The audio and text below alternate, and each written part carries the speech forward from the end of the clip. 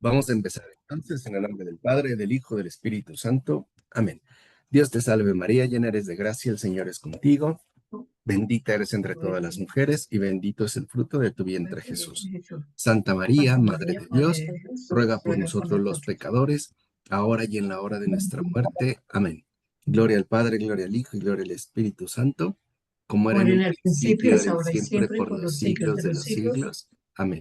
Ave María Purísima, sin Sin pecado pecado concebida. concebida. En nombre del Padre, del Hijo, del En nombre del Espíritu Padre, y Santo. del Hijo, y del Espíritu Santo. Bueno, Amén. pues toca el turno ya ahora de dejarnos, ¿no?, acompañar por San Cromacio de Aquileia, otro de los grandes padres de la Iglesia.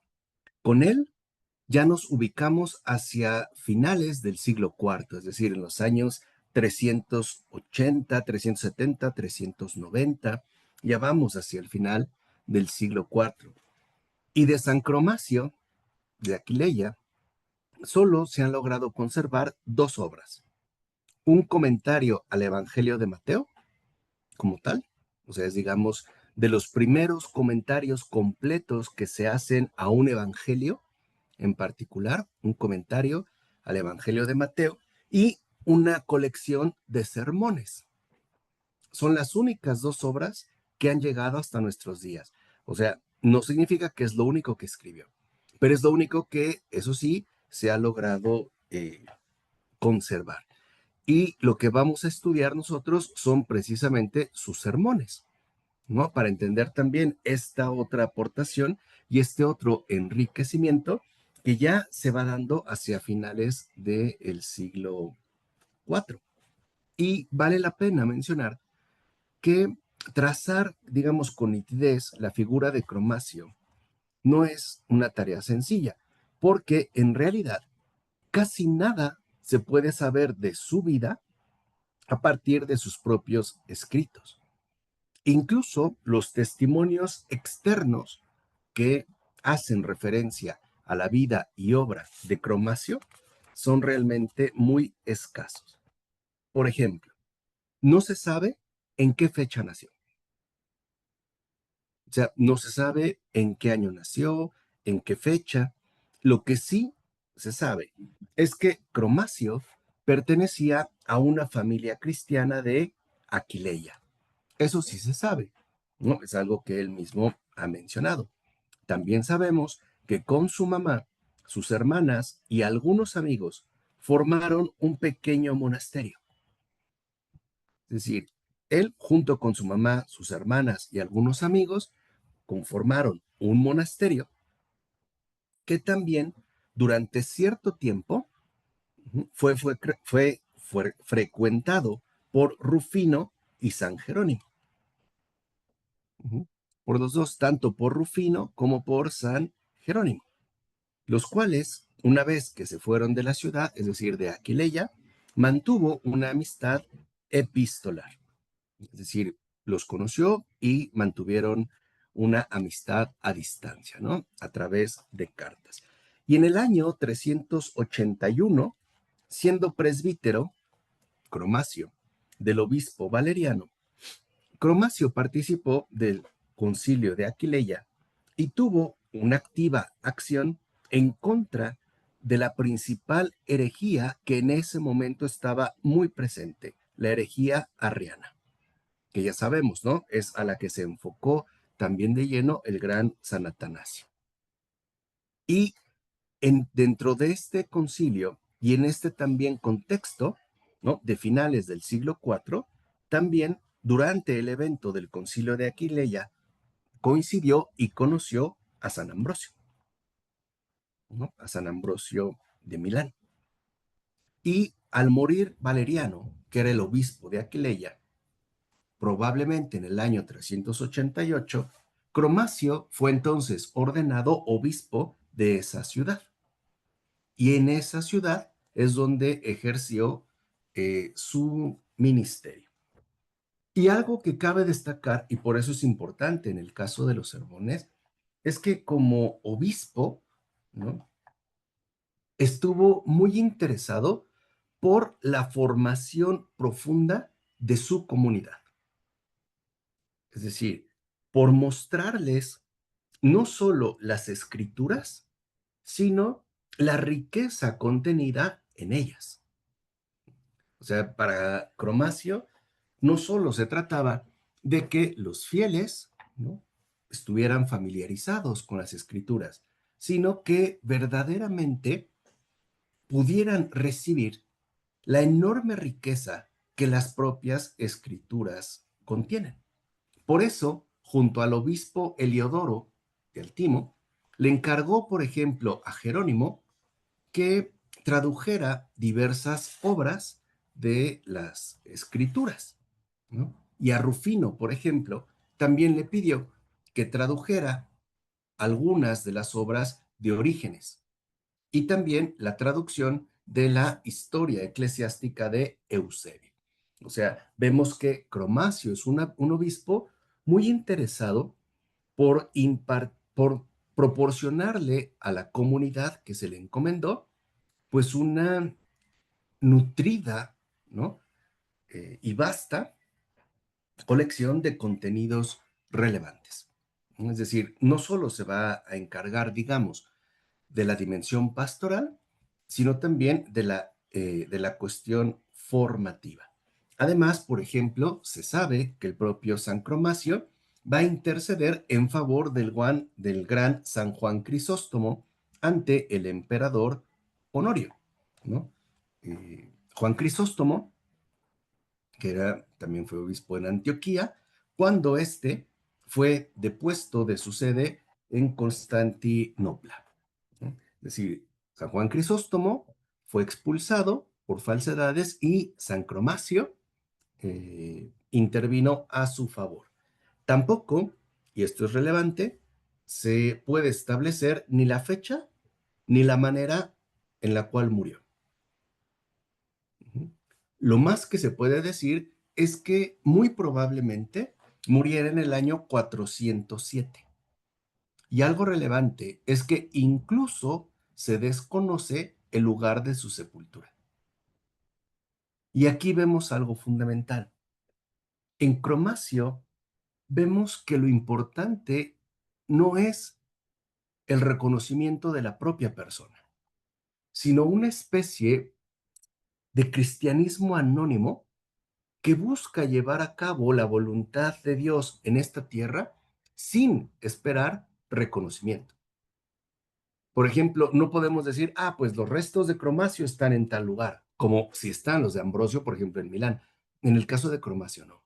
Ni se sabe cuándo nació, ni se sabe bien cuándo murió, y ni siquiera es, digamos, muy conocido, ¿no?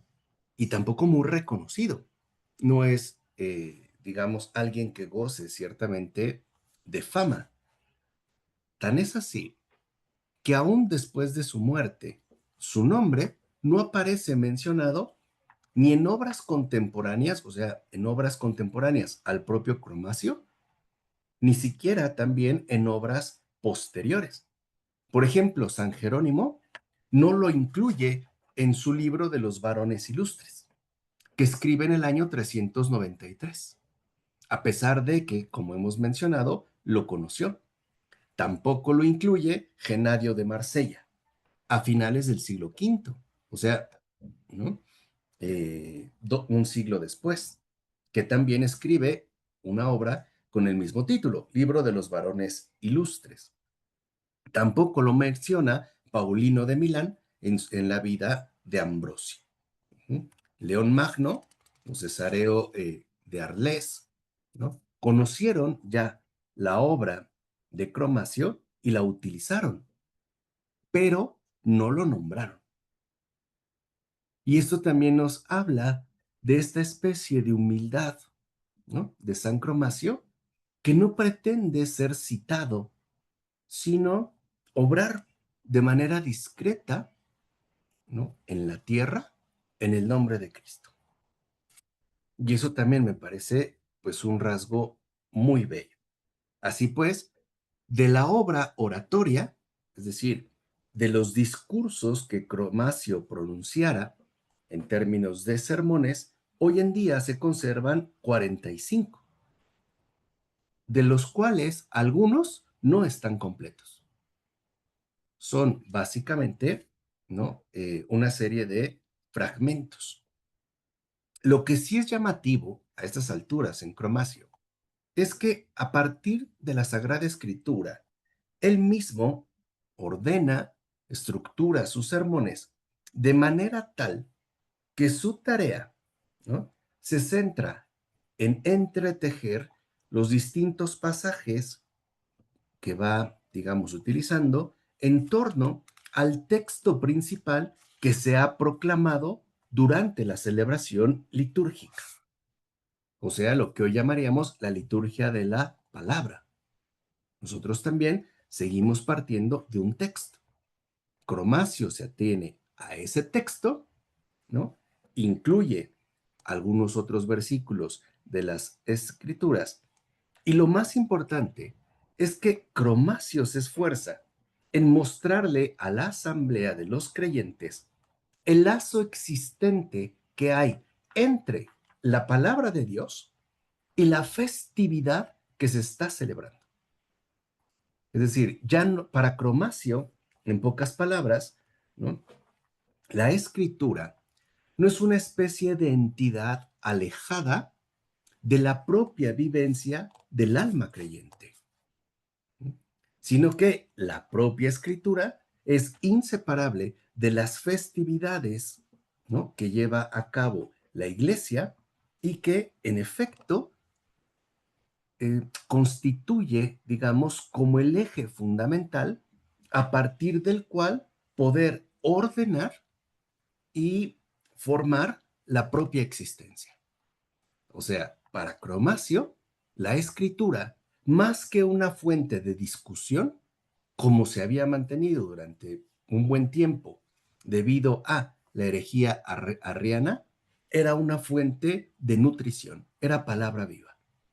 Por eso es que en sus sermones no son polémicos, o sea, no se dedica, ¿no?, a refutar a los arrianos, se dedica a hacer de la escritura, ¿no?, una muestra viva de lo que Dios nos ofrece, y en particular, ¿no?, en los momentos de celebración especial, lo que hoy llamaríamos, por ejemplo, ¿no?, las festividades litúrgicas más importantes. ¿Por qué? Porque para Cromacio, el proclamar la escritura ante la asamblea litúrgica presupone, primero, una genuina y seria profundización intelectual. Es decir, la escritura nos exige agudizar el entendimiento. Y además, no se limita a ser una cuestión intelectual, porque, y esto es increíblemente bello, Cromacio insiste en que la fuerza primordial de la escritura radica en el aquí y ahora del hoy litúrgico de la iglesia. Es decir, para Cromacio, la escritura no es un libro escrito hace tiempo, no es una cuestión de un pasado, no es una especie de memorial, es una fuerza viva que ante todo se expone y se transmite en el hoy litúrgico de la iglesia. De tal manera, entonces, que para San Cromacio, la escritura se vuelve fuerza viva en el hoy litúrgico. Hoy nosotros diríamos que lo que está haciendo Cromacio es mostrar que la escritura, ¿no?, manifiesta su fuerza esencial a partir de esa actualidad que asume en la propia celebración litúrgica. Por eso, por medio de estos sermones, el obispo de Aquileia presentará ante el auditorio, por un lado, el hecho histórico que menciona la escritura, pero insistiendo que este hecho histórico pasado es fundamento del presente mismo de la iglesia en tanto sustento litúrgico. O sea, lo que está mostrando pues San Cromacio de Aquilea es que la escritura, no depende de un pasado histórico, sino de un presente que solamente adquiere, digamos, su dimensión plena en el hoy litúrgico que se celebra. Es decir, lo que muestra, pues, ¿no? San Cromacio de Aquilea es que el hecho histórico que nos narra la escritura, por así decirlo, se hace presente en el doble sentido de actual y presencial, precisamente en la celebración litúrgica que está articulada a partir del relato bíblico. En pocas palabras, que la escritura es inseparable de la existencia misma de la iglesia. La escritura para Cromacio no es una cosa del pasado, es una fuerza viva que actúa en el presente, ¿no? En el hoy litúrgico de la misma iglesia. ¿Qué pasó, Paola? Profesor, es que no sé si estoy entendiendo bien, pero bueno, igual por eso pregunto para saber. Dime. Ah, yo sabía por ahí en alguna clase, no de usted, sino de algún sacerdote, que decía que cuando hacen la consagración y cuando el sacerdote dice, bueno, cuando no trae las palabras de Jesús, se dice, hagan esto en memoria mía, que en realidad la palabra es memorial, no memoria, porque Ujú, supuestamente lo que dijo el sacerdote, que memorial es traer presente otra vez, o sea, vamos, no es como usted está diciendo, un acto que ya pasó, no es a Jesús que se entregó en algún momento y ya y quedó eso atrás, que cuando la misa se realiza, cuando llega la consagración, es de nuevo o sea, el sacrificio de Cristo en ese momento, o sea, es como traerlo de vuelta en ese momento. ujú. Entonces, no Hacerlo sé si presente. Ajá, entonces no sé si es a lo que se refiere, o sea, en la misa, o sea, que la misa o la liturgia tendría ese sentido por completo, no solamente esa parte, sino toda la misa. No sé si estoy entendiendo. Sí, o sea, en el caso, por ejemplo, de San Cromacio, lo importante es que la escritura es un acontecimiento vivo, ¿no? Que se vuelve presente en la propia celebración litúrgica. O sea, lo que menciona, pues, San Cromacio es lo siguiente. La escritura que articula la celebración litúrgica ujú, hace que el hecho histórico que nos es narrado se vivifique en un hoy litúrgico que le ha sido concedido a la iglesia. O sea, digamos, su verdadera fuerza, como menciona San Cromacio, es ese hoy litúrgico. Y para entenderlo un poquito mejor, debemos mencionar que para Cromacio no solo se trata de vincular el Antiguo Testamento con el Nuevo Testamento, sino vincular las acciones salvíficas de Cristo, dice San Cromacio, que sucedieron de una vez y para siempre durante su tiempo histórico en la tierra, con las acciones salvíficas de Cristo que realiza a través de su iglesia según la acción litúrgica. O sea, lo que muestra pues San Cromacio es que Cristo sigue obrando salvación a partir del hoy litúrgico de la iglesia, que Cristo está vivo y que Cristo está particularmente vivo en su actualización, ¿no? Presencial de lo que llama San Cromacio la acción litúrgica. O sea que, a ver, dime, Isabel, Elizabeth. Quiero preguntar, profesor, si para ese momento, inicios del siglo IV, Ya ellos tenían en sus manos los cuatro evangelios. Ya, Ah, ya, ya estaban, digamos, constituidos los evangelios. Y también, ¿no? Ya se había consolidado la vinculación de los evangelios con el Antiguo Testamento. Ujú. Por eso para San Cromacio, y esto es parte en general de un esfuerzo patrístico en común, de educar a la iglesia a través del ofrecimiento del hoy litúrgico, a través del cual Dios mismo se hace presente e interviene en nuestra historia concreta. O sea que Cristo no es una cosa del pasado, sino una cosa de nuestro presente que se actualiza, ¿no? Y se renueva en el hoy litúrgico que la propia iglesia celebra, en particular en las celebraciones mayores del año litúrgico. ¿Qué pasó, hermana? Sí, por eso, yo he escuchado que luego algunos sacerdotes o, bueno, los que luego nos dan clases, dicen que la liturgia es el alma y el corazón de la iglesia, porque pues bueno, dicen que de todos los católicos debe de ser nuestro centro, que entra allí pues, la Eucaristía, ¿no? Por ejemplo, nosotras que rezamos toda la liturgia de las horas, que es la alabanza continua a Dios. Y pues ahorita que estás hablando aquí de Cromacio, pues sí, él de alguna manera está diciendo lo que ahora se está viviendo. A lo mejor todavía no conocían bien qué cosa era la liturgia o no sé. Y él ya está diciendo aquí, ¿no? Que a través de esta actividad, la liturgia, como un hecho litúrgico, pues debe de ser el centro.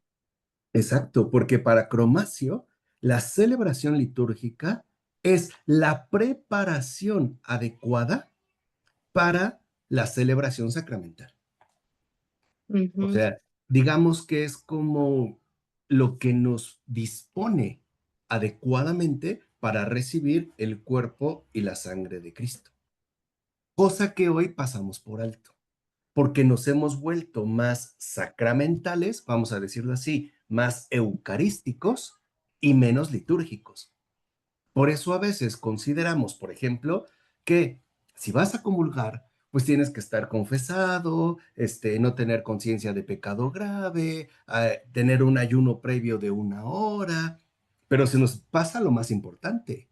Para poder comulgar, primero tengo que, ¿no? Recibir el texto bíblico, ujú, que es lo que me dispone a recibir los eventos salvíficos de Cristo como primer paso para después, por los sacramentos, asumirlos y realizarlos en mi propia vida. O sea, si no hay una adecuada acción litúrgica, no puede haber una adecuada acción sacramental. Ujú. Por eso, si se fijan, incluso hasta la fecha, se ha mantenido el mismo orden. Primero es la liturgia de la palabra, después viene el sacramento, pero primero es la liturgia de la palabra. Ujú. Sin esta liturgia de la palabra, no hay preparación adecuada para llevar a cabo el sacramento. ¿Qué pasó, Paula? Perdón, profesor, no lo hizo nuestro Señor así. No primero nos dio su palabra y al final la Eucaristía, bueno, su cuerpo y su sangre.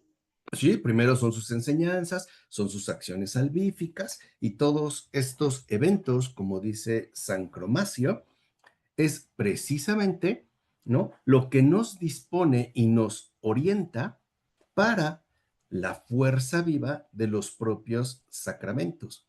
De tal manera que, como dice San Cromacio, los sacramentos son acontecimientos de salvación. O sea, y no solo de una salvación individual, sino de aquella salvación que el Señor quiere hacer llegar hasta el último rincón de la tierra. Por eso primero, insistirá San Cromacio, ¿no? que sin una detallada y profunda exposición de la escritura, no se está en condiciones de sacarle provecho al sacramento que nos es ofrecido. Por eso, si se fijan, por ejemplo, hay lugares donde la ausencia de sacerdotes o la dificultad para que haya, ¿no?, una misa diaria es, digamos, no sustituida, pero sí mantenida mediante, por ejemplo, un diaconado que se limita a la liturgia de la palabra. Y hoy para nosotros, como que la escritura, ¿no?, la acción litúrgica, no tiene ciertamente como tanto peso. Y lo que recuerda San Cromacio es que no, o sea, que la acción litúrgica, ¿no?, es o consiste en llevar a cabo una exposición de la escritura que por un lado nos permita acceder a la riqueza del misterio, o sea, a lo que Dios ha revelado. Y después que este mismo acceso a la riqueza del misterio nos lleve a conformar nuestra vida a la rectitud que Dios espera de nosotros. O sea, si nosotros realmente aprovechamos la liturgia, dirá San Cromacio, nuestra vida cambia para bien. ¿No? Nuestra vida se endereza. Nuestra vida humana, nuestra vida ordinaria, se mejora. ¿Qué pasó, Paola? Ay, perdón, profesor, es que me surgen las dudas, discúlpeme. Yo creo que ya me dio un piedrazo. A ver si estoy entendiendo también, porque, bueno, le comparto una experiencia aquí en Chile. En México siento, bueno, no sé, porque pues ya tiene tiempo que no estoy allá, pero todavía cuando yo me vine para acá sentía un poco más de fervor anteriormente. Incluso todavía, pues la pandemia también creo que nos volvió un poco más fríos respecto a la misa y a muchas cosas de Dios. Pero bueno, aquí en Chile, sobre todo en la zona donde estoy, no hay muchos sacerdotes, y sobre todo porque muchos están investigados, por lo que una vez ya le conté. Entonces, lo que sí hay son diáconos. Y en alguna ocasión me tocó varias veces, pues la liturgia nada más, la liturgia y a lo mejor pues aquí yo estoy, o yo pues estoy mal, y también a lo mejor ellos, porque la verdad es que cuando yo escucho nada más la pura liturgia, sí se siente vacío. O sea, sí se siente así como si tuvieran nada más prisa como por terminar, como por hablar, como por decir las lecturas o el evangelio y se acabó. Entonces, sí se siente como bastante fría, pues lo que es la liturgia. Y ahora, por ejemplo, que lo está diciendo, que no vivimos la liturgia como es, pues no, ya no sé que, sí, yo creo que a lo mejor pues estoy mal, ¿no? Pues sí, lamentablemente sí, Paola, porque en efecto, es este enfriamiento con respecto a la liturgia de la palabra, la exposición de la doctrina, significa que entonces no estamos debidamente preparados para recibir el sacramento. Y eso es lo que nosotros nos queremos saltar. O sea, claro, el sacramento, la Eucaristía, es la cumbre, pero para poder aprovechar realmente el sacramento, ¿no?, la Eucaristía, primero debemos estar renovados, fortalecidos y enderezados por la liturgia. Porque al final, ¿qué es la liturgia? Lo dice San Cromacio de Aquileia de una manera muy concreta. Es una exposición de la escritura. Y por escritura entiéndase Antiguo Testamento y Nuevo Testamento. Esa es la liturgia. Exposición de la escritura. Y por ende, la transmisión de la recta doctrina.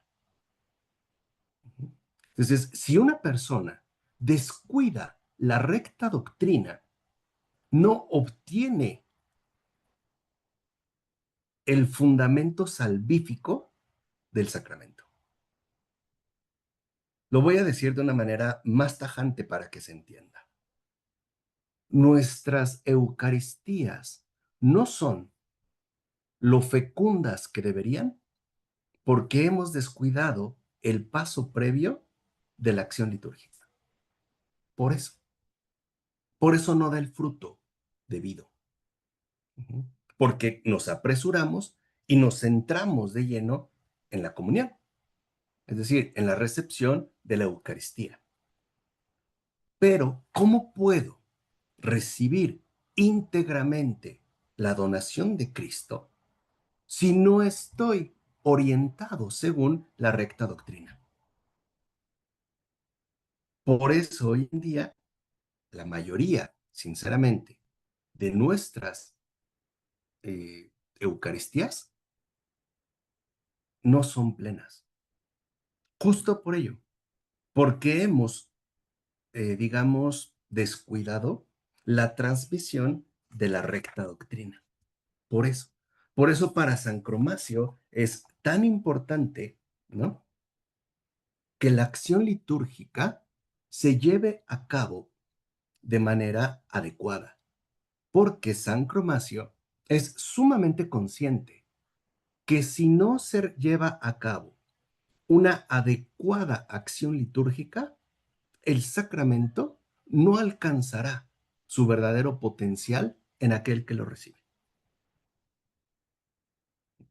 O sea, lo que hace pues la liturgia de la palabra, hoy diríamos las lecturas, ¿no? Particularmente en las celebraciones importantes que llevan primera lectura, salmo, segunda lectura y evangelio. Si no se realiza adecuadamente, el sacramento queda, por así decirlo, debilitado. Porque no estuvimos primeramente preparados en el espíritu para recibir a Cristo corporalmente. Lo que hace la exposición de la recta doctrina, la transmisión de la recta doctrina, es prepararnos espiritualmente para la recepción carnal de Cristo. Yo se los dije una vez. Cristo, siendo Dios y por ende espíritu, se hace carne. A nosotros nos toca que como carne nos hagamos espíritu. Y la primera manera y la manera más potente de lograrlo es por medio precisamente de la liturgia. Por ejemplo, el gesto de humildad que manifiesta el Señor al lavar los pies de sus discípulos tiene para Cromacio una finalidad muy clara: que el cristiano siga el ejemplo del maestro. O sea, no solo es una exhibición de humildad por parte de Cristo, es un camino a seguir. Y dice Cromacio, y este gesto no se trata de imitarlo tal y como se manifiesta. O sea, no se debe imitar el propio gesto de lavar los pies, sino la humildad que el Señor pone al descubierto. Entonces, la vida cristiana ha de ser, por tanto, imitación fiel de lo que el Señor nos mostró. Aunque, y en eso va a insistir Cromacio, superando la textualidad, o sea, la letra, para alcanzar el significado profundo que contiene, o sea, el espíritu. Y ese significado profundo, lo espiritual, es precisamente aquello que nos prepara y nos dispone para recibir a Cristo. La liturgia es la genuina disposición del espíritu para la recepción de Cristo. Por eso es, vuelvo a insistir, tan importante. Incluso Cromacio insistirá que lo que llamamos misterio es en realidad, ¿no?, como esta profundidad contenida, pero latente, por medio de la letra.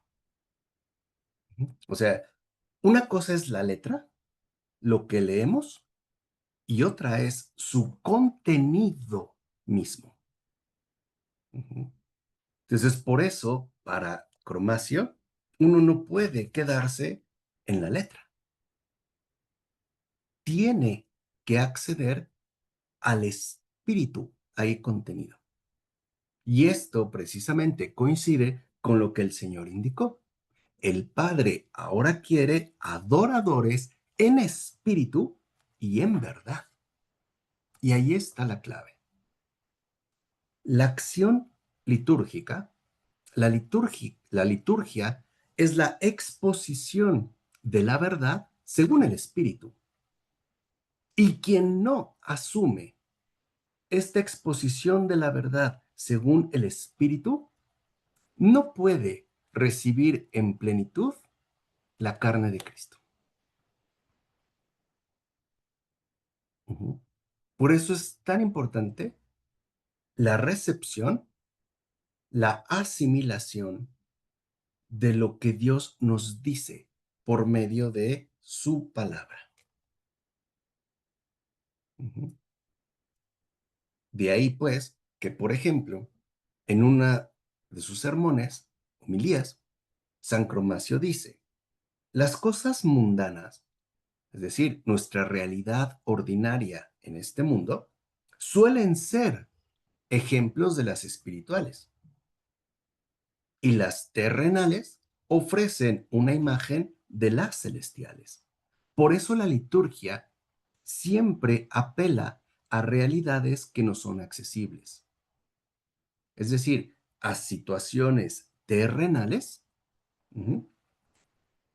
que no nos son de acceso imposible, pero que al mismo tiempo nos abren las puertas para acceder a los contenidos celestiales que el Señor mismo nos quiere, ¿no?, transmitir. Entonces, esto también es muy hermoso porque San Cromacio insiste que es a partir de nuestra vida terrenal común, sensible y fácilmente inteligible por la gente, que uno puede acceder hacia la contemplación del misterio. Por eso Jesús habló de esa forma tan básica. Jesús nunca utiliza un concepto abstracto. Habla de pájaros, habla de flores, habla de campos, habla de peces, habla de sembradores. Porque, fíjense, no tenemos que renegar de nuestro nivel terrenal. Porque para nosotros lo terrenal es justo la vía de acceso a lo espiritual y por ende a lo celestial. O sea, a veces pensamos que las cosas profundas tienen que expresarse de manera compleja o de manera poco accesible. Y Cromacio insiste que no. O sea, en pocas palabras, para Cromacio, la vía que Dios nos ha dado es muy sencilla, de lo sensible a lo invisible, de lo que vemos a lo que no vemos, de lo material a lo espiritual. Por ejemplo, en la acción sacramental del bautismo, ¿qué ocurre? Dice Cromacio, en la acción sacramental del bautismo, lo primero que aparece es una dimensión visible. Y que a partir de esa dimensión visible, accesible, material, física, terrenal, se pone también en marcha esa otra dimensión que el creyente reconoce y acepta. ¿Cuál? Que de los hijos de los hombres nacen hijos de Dios. O sea, nosotros en un bautismo vemos efectivamente pues, realidades muy concretas. Vemos agua, ¿no? Como cae, pero dice cromacio. Pero esto no es lo único que ocurre. En el bautismo aparece un hijo de ser humano y se transforma en un hijo de Dios. A nivel sensible, dice cromacio, se ve una persona que se sumerge, ¿no? Y asciende en el agua. Pero únicamente la asamblea de los fieles, de modo espiritual, descubre y reconoce la acción de la Trinidad. Y solo por eso puede entender que un pecador desciende, uh-huh, y el que asciende es un ser totalmente renovado, o sea, limpio de todo pecado. Esto, dice San Cromacio, visiblemente no se nota, pero sí sucede. Uh-huh. En el bautismo entra un pecador y sale un hijo de Dios. Recuerden que antes se utilizaba la inmersión completa. Uh-huh. Entonces entra un pecador, ¿no? Se sumerge un pecador y sale un hijo de Dios. Entonces la acción visible del ministro contiene a su vez la acción invisible de Cristo, que además, dice Cromacio, la acción invisible de Cristo es inseparable de la presencia de la Trinidad y de los ángeles. O sea que Cristo no opera en solitario. En la obra de Cristo está siempre involucrado el Padre y el Espíritu. Y también, ¿no? El reconocimiento y la celebración de los ángeles. Y ahí Cromacio es muy puntual. Dirá, nuestro nacimiento espiritual se realiza por medio de la Trinidad, porque la obra del Padre es obra del Hijo y la obra del Hijo es obra del Espíritu Santo. Una sola y la misma es la gracia de la Trinidad.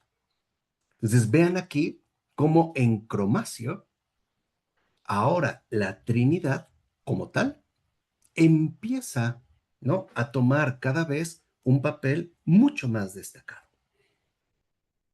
O sea, para Cromacio, ¿no?, somos salvados por la Trinidad. Y somos salvados por la Trinidad porque al inicio fuimos hechos por la Trinidad. Y esto es muy profundo.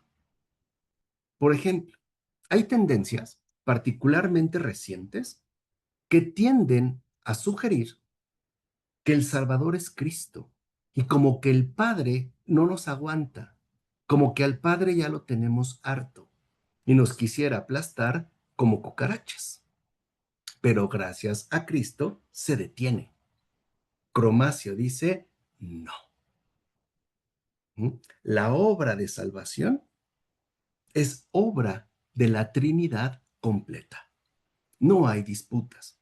Y esto lo menciono porque, por ejemplo, en las meditaciones que escribiera en su momento San Alfonso María de Ligorio, sobre la pasión de Cristo, hay un pasaje donde él dice que el Padre ya tiene levantada la mano para descender sobre la humanidad pecadora toda su justicia, toda su dureza, pero que Cristo le pone, ¿no?, las llagas ante los ojos para que mire al mundo a través de estas llagas y entonces se aplaque. Pues no, la imagen es muy bonita y será muy San Alfonso María de Ligorio, pero ahí hay un exceso devocional, porque el Padre no nos detesta, el Padre nos ama, el Padre nunca ha querido acabar con nosotros, porque el Padre también nos creó y el Padre también nos salvó y el Espíritu Santo también nos creó. Y el, y el Espíritu Santo también nos salvó. Y lo siguen haciendo. Los tres juntos. No hay discordia. No hay discrepancia. Nada de que al Padre ya lo tenemos harto, pero el Hijo lo aplaca, ¿no? O que Cristo ya se cansó, pero pues el Espíritu, ¿no? Lo aplaca. No. la obra, como dice San Cromacio, es de la Trinidad. Y es justo, dice San Cromacio, la Trinidad misma la que se une particularmente a la celebración litúrgica de la noche pascual. Ahí está también la Trinidad. Entonces, aquí, por ejemplo, también es fundamental entender quién está involucrado. O sea, no estoy diciendo, ojo, que dejemos de ser cristocéntricos. No. Lo que estoy diciendo es que la centralidad de Cristo no puede mermar su dimensión trinitaria. Ahí donde está el Hijo, está el Padre y está el Espíritu Santo. Por eso, si se fijan, en el bautismo se menciona, yo te bautizo en el nombre del Padre y del Hijo y del Espíritu Santo, que es la indicación que Cristo mismo da a sus discípulos para que vayan a evangelizar. Vayan y bauticen en el nombre del Padre y del Hijo y del Espíritu Santo, para que no olvidemos que el amor de Dios es completo y que el amor de Dios está involucrado de lleno con cada uno de nosotros. Es decir, el Padre nos ama lo mismo que el Hijo y lo mismo que el Espíritu Santo. Somos preciosos a sus ojos, valiosos ante el Padre, ante el Hijo y ante el Espíritu Santo. ¿Hermana? Sí, entonces, la obra de la Trinidad más grande es el habernos hecho hijo de Dios desde el bautismo. Exactamente. Ahí está esta obra grande, enorme, que la propia Trinidad lleva a cabo.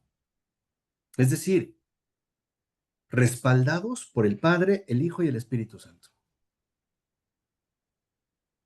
Por los tres. E incluso San Cromacio, ¿no?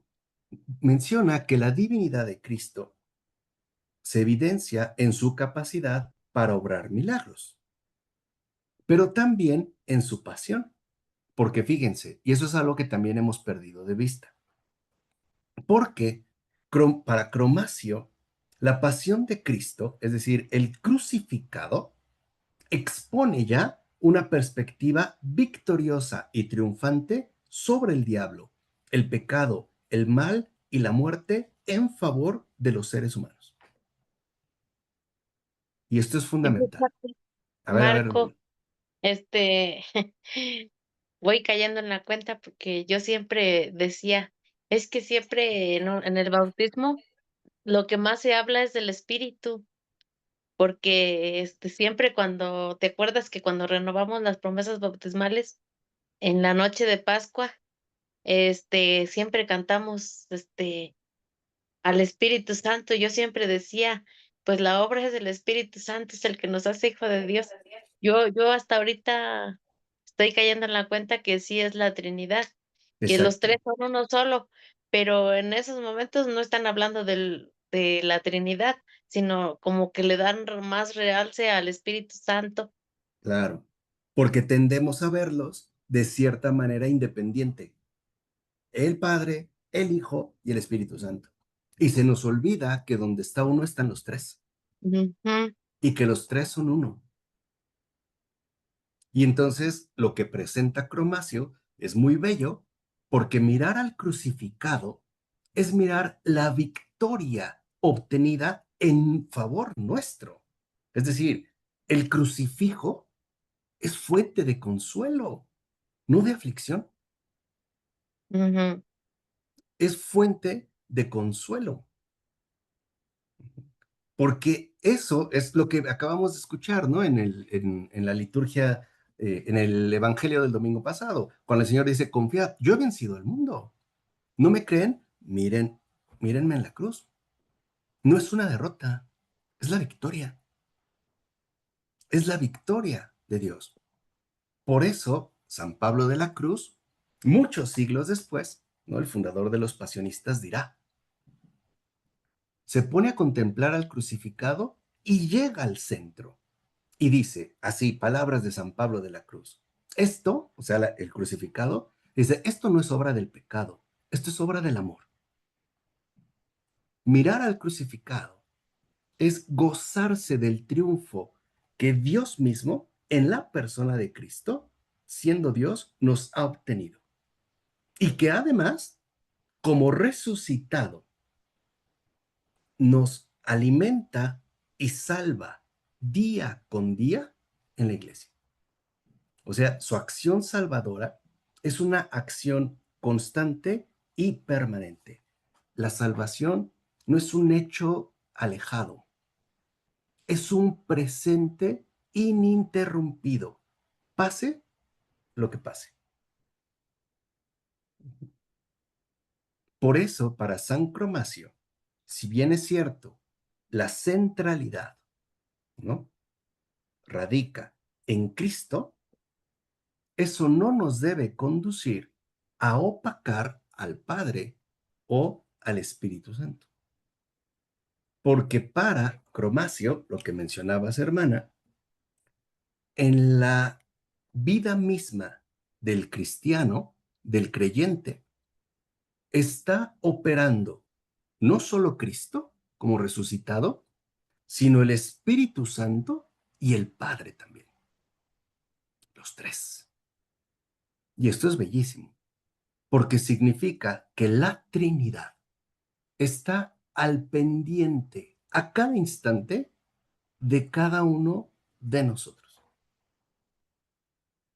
No solo el Hijo. No es que el Hijo está ahí y el Padre allá. No, los tres. Literalmente los tres se desviven por cada uno de nosotros. Y esta vivificación constante y permanente es justo la que se da en la iglesia. La iglesia como madre. Porque, por ejemplo, lo habitual era que el bautismo se hiciera solamente en la noche pascual.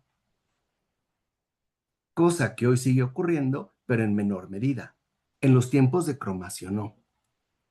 El bautismo o los bautismos solo se celebraban en la noche pascual, donde se da a luz y se nutre al rebaño de fieles, experimentando con ello la fecundidad inmensa que Dios tiene al procrear nuevos hijos de Dios por la gracia del bautismo.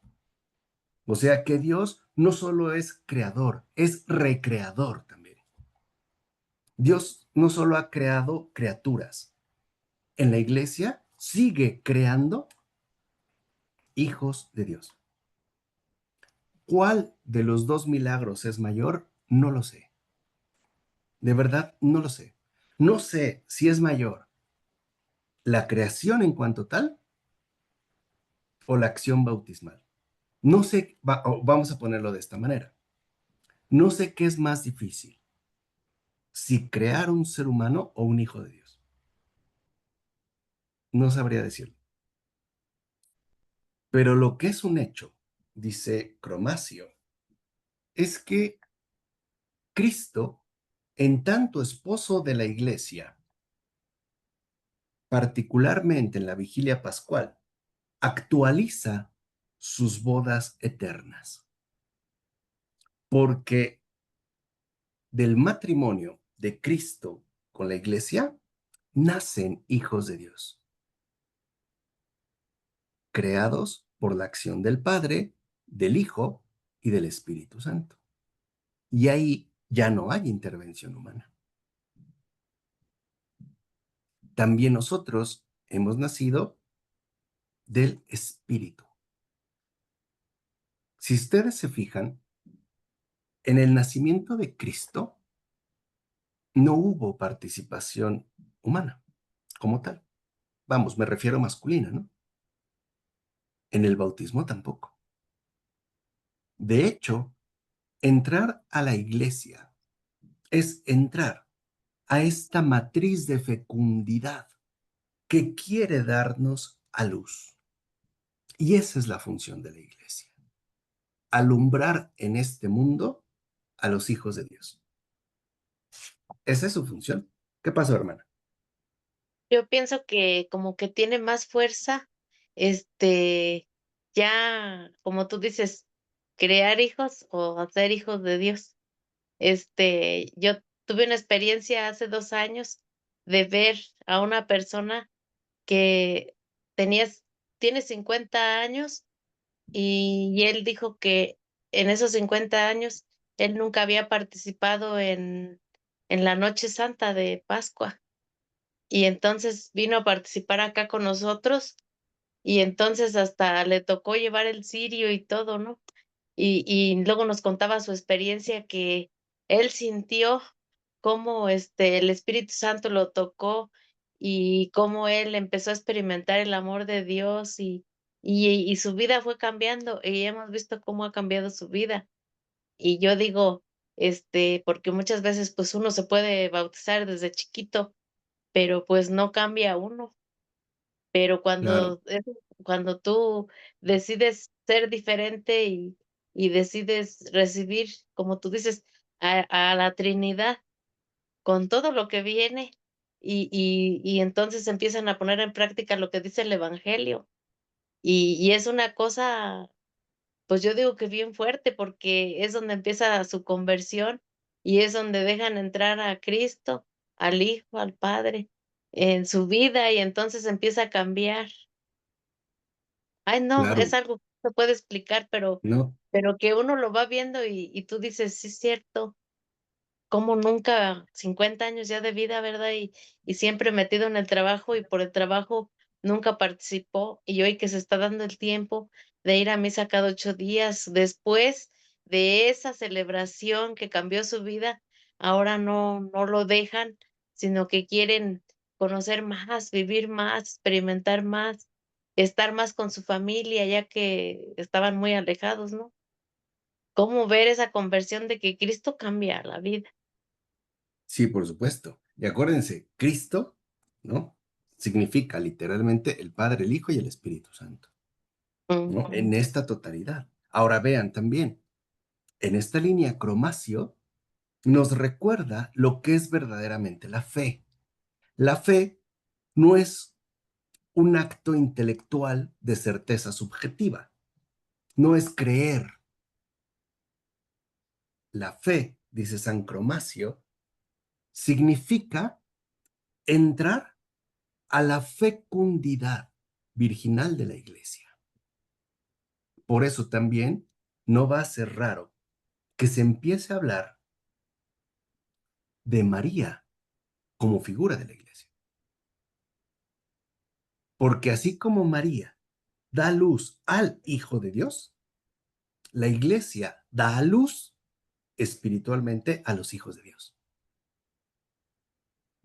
Y dice San Cromacio, venimos a la fe, entramos a esa fecundidad y nacemos del útero de la madre iglesia. Es decir, nacemos literalmente, la fe es entrar al vientre fecundo de la iglesia y es la que como matriz nos da ciertamente a luz.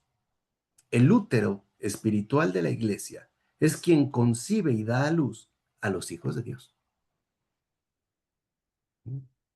Por eso Cristo es esposo de la iglesia. La iglesia es esposa de Cristo. Y Cristo no la mancilla, no la perjudica, la fecunda con su unión y la hace capaz de dar a luz a los hijos de Dios, que es justamente lo que ocurre en el bautismo. Entonces, la iglesia como matriz fecunda y virginal. La iglesia como ese útero espiritual que es capaz de concebir por Cristo y por ende, ¿no? Por el Padre, el Hijo y el Espíritu Santo, a los hijos de Dios. Fuera de este útero no hay tal concepción. Es decir, una concepción espiritual. Solo es la iglesia, porque esa es la matriz que Dios mismo nos ha concedido. Y no debemos olvidar, añade Cromacio, que la palabra de Dios, la escritura, no solo es una exposición de hechos narrados, que la escritura tiene una fuerza curativa, sanadora, capaz de conducir al alma humana a recuperar la salud, ¿no? Interior. Y con ella también la conduce a salvar el cuerpo. Por eso es que, si lo vemos, el sacramento, en este caso en particular la Eucaristía, es la cura, pero la liturgia es la preparación. Así como antes de una operación hay toda una serie, ¿no? De pasos previos o preparativos, así funciona la liturgia. ¿Qué quiere decir? Que la liturgia nos sana el alma para que una vez que nuestra alma está sana, reciba a Cristo sanamente. Por eso, en la celebración litúrgica, primero va la liturgia de la palabra, que no solamente, repito, se dirige a la sanación del alma, sino también del cuerpo. ¿Qué pasó, Paola? Profesor, yo recuerdo cuando empezó con las clases de los padres de la iglesia y de hecho le hice un comentario sobre que si era, o sea, bueno, con los padres íbamos a aprender lo que eran pues las herejías, ¿no? O sea, los que se fueron separando, por así decirlo. Y conforme ha ido con cada uno de los padres, he aprendido dónde han estado las herejías y las que se siguen manteniendo. Y ahora, por ejemplo, bueno, ahorita me doy cuenta también se me olvida su nombre, perdón, es que yo sí, de verdad, yo no lo conocía a él. ¿Me puede volver a decir el nombre del padre que estamos viendo ahora? San Cromacio ¿Cromacio? de Ajá, es que se me Aquileia. hace raro su nombre, perdón. Sí, Cromacio. Se me hace muy bonito la parte donde hace rato decía que, bueno, o sea, está donde está Cristo, obviamente está el Padre y el Espíritu Santo, ¿no? Están los tres. O sea, yo creo que uno a lo mejor ya lo sabe o lo intuye o como que viene, pues, en algo que nosotros ya sabemos, pero a veces yo creo que necesitamos confirmar las cosas. Y me parece, le digo, muy bonito porque yo tenía mucho esa idea cuando usted dijo que veíamos a la imagen del Padre que ya está con la mano así sostenida, ¿no? De que ya nos va a castigar y que Jesús lo mantiene para que no nos castigue. Yo tenía mucho esa imagen, mucho, o sea, siempre la tenía presente en mi cabeza. Entonces, hace tiempo que dejé de pensarla cuando empezamos también con las clases y todo, pero le digo, ahora para mí es mucho más fácil entender lo que son las herejías y también he aprendido mucho a vivir más la misa. O sea, antes me gustaba, la vivía, o sea, la sentía, pero no de una manera como la siento ahora. Ahora la siento diferente, o sea, ya entiendo mucho mejor cada parte de la misa y las siento hasta como viva, o sea, las siento como si, no sé, a lo mejor para mí todavía es poco, pero así como si latiera un poco. No sé si es el corazón de la iglesia de Cristo, no sé, pero la siento hasta más viva, la siento como que hasta me sabe en la boca, en el cuerpo. Claro, y que bueno, ese es un buen fruto, o sea, ese es uno de los frutos fundamentales que trae consigo, pues, el estudio de la patrística, porque ahí tenemos nuestras bases. Y hoy hemos llegado, ¿no?, a un estado tan lamentable que tenemos que volver a retomar lo más básico. O sea, ya ni siquiera es de elaborar, ¿no?, teorías fuertes para rebatir doctrinas, simplemente la recuperación íntegra de lo más básico. Por eso era tan importante el estudio de la patrística. Tan es así que Cromacio dice que el espíritu humano, ¿no?, necesita ser dócil a la voluntad divina. Y aquello que lo forma en tal docilidad es precisamente la liturgia de la palabra. O sea, el que pone atención a la liturgia de la palabra se muestra dócil a la acción divina. Y entonces sí, la acción divina logra que el cuerpo y el alma trabajen de manera conjunta para la salvación. Y repito, no solo la salvación de uno, la salvación de todos. Y ahí, dice San Cromacio, vemos también destacar, pero no eclipsar, la acción del Espíritu Santo. Porque lo que Dios nos concede en la iglesia es alcanzar la plenitud de vida en el Espíritu. O sea, la plenitud de vida de acuerdo a lo que Dios mismo nos ofrece y aporta. Por eso, si se acuerdan, en el caso del antiguo pueblo de Israel, su precepto mayor era el famoso Shema, escucha. Porque si no escuchas, no sigues. Si no escuchas, no respondes. Lo mismo pasa en la liturgia. Y a mí me ha tocado ver en la misa personas que durante la liturgia de la palabra se duermen.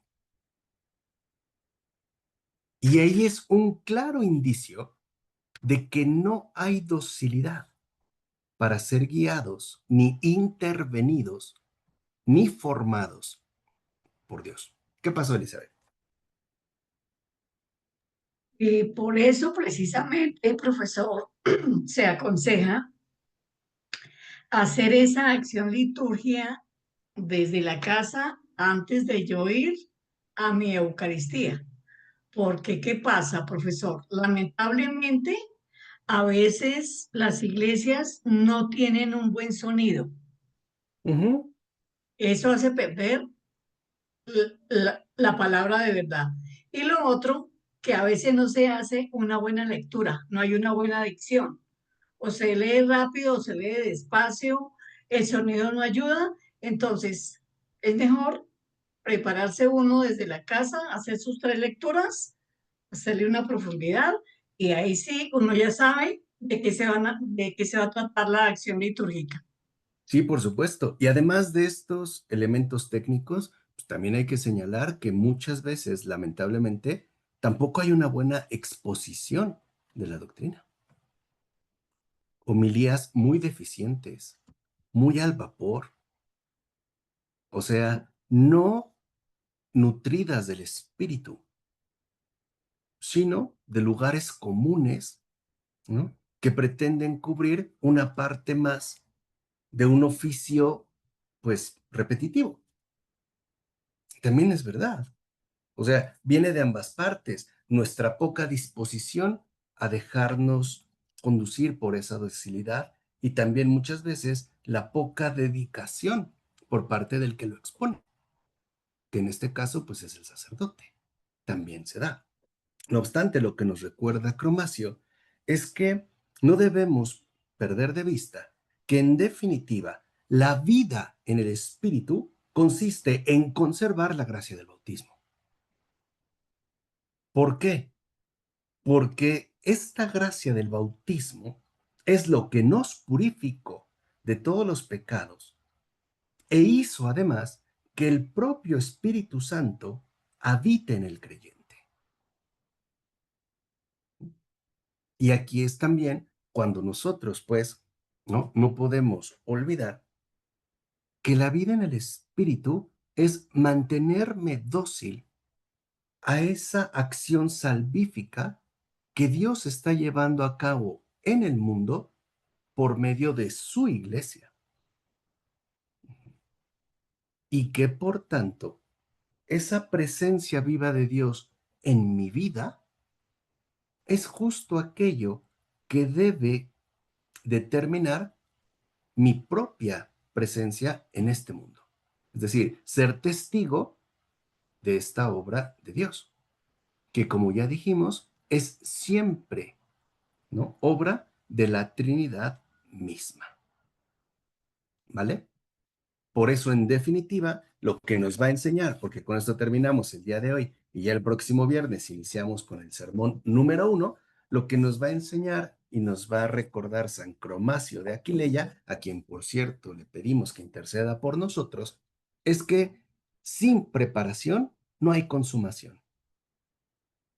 O sea, sin verdadera acción litúrgica no hay verdadero sacramento. No lo hay. Por eso nosotros, más que prepararnos para la comunión,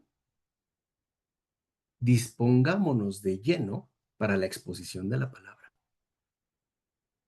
Por eso espero que a partir de este día, nuestra asistencia a la misa no rompa el orden que Dios nos ha concedido.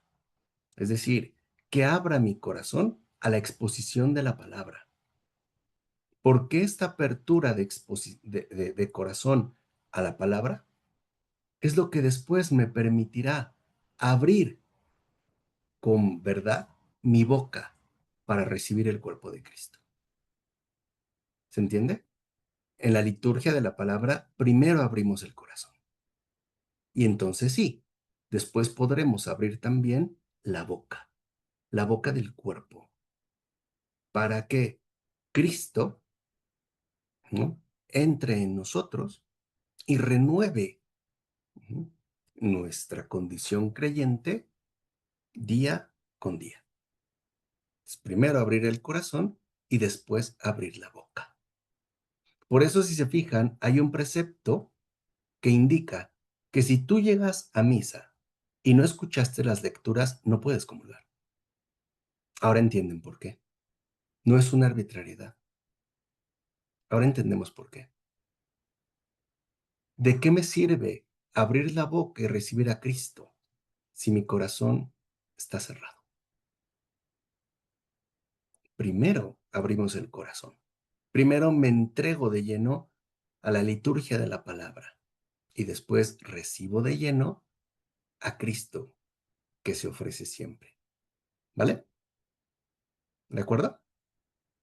Bueno, pues espero que esto les abra el apetito de este gran San Cromacio de Aquileia, a quien también nos encomendamos, y les deseo una muy bendecida semana, una muy feliz noche para ti, hermana Elizabeth, Clara González, Clara Basto, Marisol, Paola, Gracias. para todos los que también nos acompañan, que tengan muy bonita noche, un feliz descanso y sobre todo una profunda renovación del Padre, del Hijo y del Espíritu Santo en la acción litúrgica, en el hoy de la Iglesia como hijos de Dios que somos en verdad.